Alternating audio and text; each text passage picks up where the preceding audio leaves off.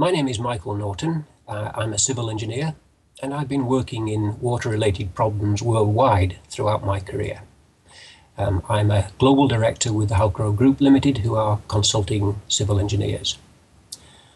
I want to talk briefly about how society values water, water in all its guises and roles, and also about how water is priced by our public and private institutions.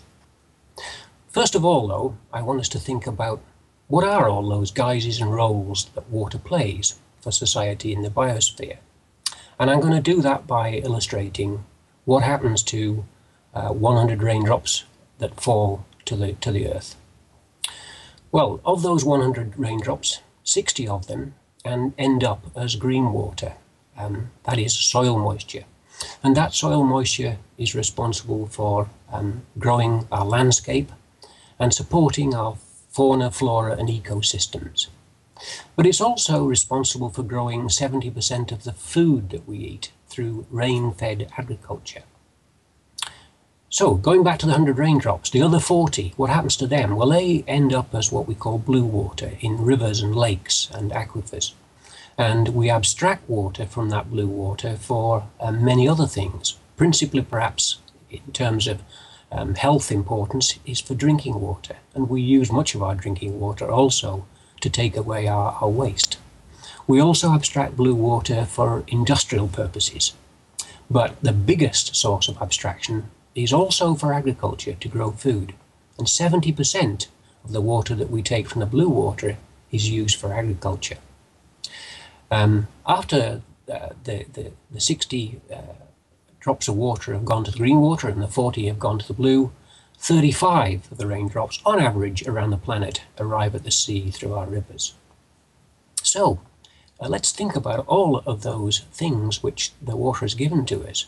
It's given us our landscape and our fauna ecosystems for us to enjoy as an amenity value or a recreational value. It's given us our food. It's given us our water for drinking. It's given us water to support our industry and, really importantly, water to support our irrigated agriculture.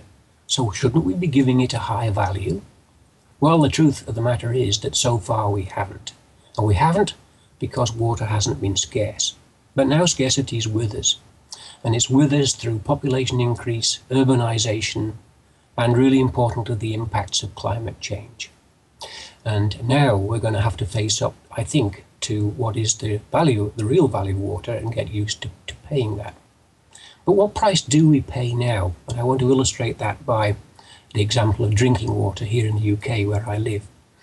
The average citizen in the UK uses about a cubic metre a week, for which we pay about $5 equivalent. And for that we get drinking, cooking, washing, wastewater services, and all of those other things that we do, like watering the garden and washing the car.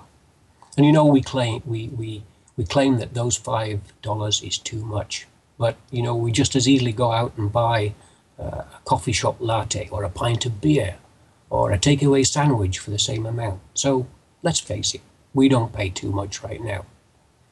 I think in the future what we're going to see is that we will pay a basic price for water which is necessary for human life, and I mean by that for drinking and basic hygiene. But we're going to have to get used to, as citizens, paying the true economic value of the water over and above that. And by the true economic value, I mean the value which the markets will dictate. And the markets are going to be dictated by what our industrialists are prepared to pay for water and what our farmers are prepared to pay for water they abstract to grow the food. So we will see the true economic value of water arrive. And I guess at that point we're going to be paying the true value of the water. And I think this is the challenge as we go forward, attaching the appropriate value to that water and being prepared to pay the price of it.